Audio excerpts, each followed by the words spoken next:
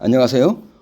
오늘은 퇴직연금을 가입했지만 DC형인지 DB형인지 몰라서 운용하지 않고 현금성 자산으로 그대로 두고 있는 분들을 위한 이야기를 하도록 하겠습니다. 사실은 저도 DC형으로 가입했는데 그 거금이 현금성 자산으로 운용하지 않고 그대로 있더라고요. 그래서 저도 오늘 이거 운용을 지시했습니다. 일단 퇴직연금에는 잘 아시다시피 DB형하고 DC형이 있죠. DB형은 회사에서 운용 책임을 지고 근로자는 정해진 방식으로 퇴직금을 받으면 되는 구조고요. DC형은 회사가 매년 부담금을 넣어주면 그 돈을 근로자 본인이 직접 운용해야 하는 방식입니다. 쉽게 말해서 DC형은 회사가 돈을 넣어주지만 그 돈을 어떻게 굴릴지는 본인이 결정해야 된다는 것이죠. 자, 그런데 현실에서는 많은 분들이 이렇게 말씀하시죠. 퇴직연금 계좌가 있는 건 알겠는데 어떻게 운영해야 할지 모르겠다. 괜히 투자했다가 손실 날까 봐서 그냥 현금으로 두고 있다. 만기가 끝났는데 다시 운용 지시를 안 해서 대기성 자금으로 남아있다. 자, 이런 경우가 바로 오늘의 이제 핵심이 되겠죠. D형 퇴직연금은 방치하면 안 돼요. 2024년 말 기준으로 해서 우리나라 퇴직연금 적립금은 431조 원을 넘어섰고 실적배당형 상품 투자도 늘고 있지만 여전히 원리금 보장형 비중이 높은 편이죠. 특히 DC형과 IRP는 가입자가 운용 지시를 하지 않으면 사전 지정 운용 제도라고 그래가지고 디폴트 옵션으로 작용할 수가 있는 것이죠. 자, 그러면 현금성 자산으로 방치된 퇴직연금은 왜 문제가 될까요? 첫 번째, 수익률이 낮아지죠. 현금성 자산은 안정적이라고 하는 장점은 있지만은 장기적으로 이제 물가가 올라가면은 사실 그 상승률도 따라가지 못하는 거예요. 퇴직연금은 단기 비상금이 아니고 노후 자산이죠. 10년, 20년, 30년을 보고 운용해야 하는 돈이에요. 자, 둘째, 복리 효과를 놓칠 수가 있죠. 퇴직연금은 시간이 지날수록 복리 효과가 중요하죠. 매년 조금씩이라도 수익이 쌓여야 장기적으로 그 차이가 커지는 겁니다. 현금으로 두면 복리 효과는 없죠. 세 번째, 운용 책임은 결국 본인한테 있어요. DC형은 이름 그대로 확정 기여형이죠. 회사가 부담금을 납입하면 이후 운용 결과는 가입자 본인의 선택에 따라서 달라지는 거죠. 수익이 나도 본인 책임이고 손실이 나도 본인 책임인 겁니다. 자, 그렇다면 어떻게 해야 할까요? 자, 첫 번째, 대응 요령입니다. 내 퇴직금 계좌 상태를 확인해야죠. 먼저 금융회사 앱이나 홈페이지에 들어가서 현재 자산이 어디에 들어가 있는지 확인해야 됩니다.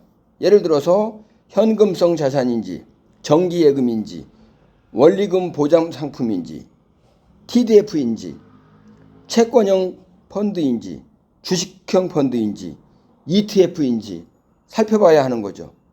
여기서 가장 중요한 질문입니다. 내 돈이 지금 일을 하고 있는가 아니면 그냥 쉬고 있는가입니다. 자, 대응 방법 두 번째입니다. 운용 목표를 정해야 되겠죠. 퇴직연금은 목적이 분명해요. 바로 노후 준비입니다. 따라서 단기 수익률에 흔들리기보다는 나는 은퇴까지 몇 년이 남아있는가, 손실을 어느 정도 견뎌낼 수 있는가, 안정성과 수익성 중 어느 쪽을 중시할 것인지를 먼저 생각해야 합니다. 예를 들어서 은퇴가 한 20년 남았다. 어느 정도 성장형 자산에 포함할 수 있겠죠.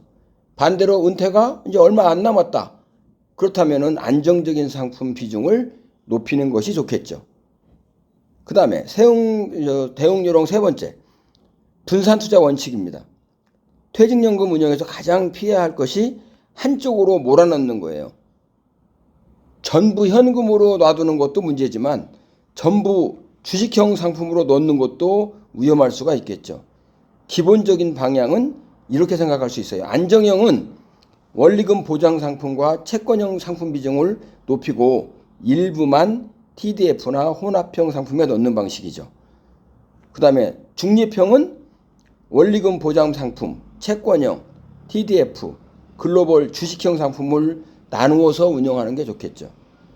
적극형 투자자는 은퇴까지 시간이 충분하다면 TDF나 글로벌 주식형, ETF 비중을 높일 수 있지만 이 경우에도 한 상품에 몰아넣는다는 것은 별로 좋지 않습니다.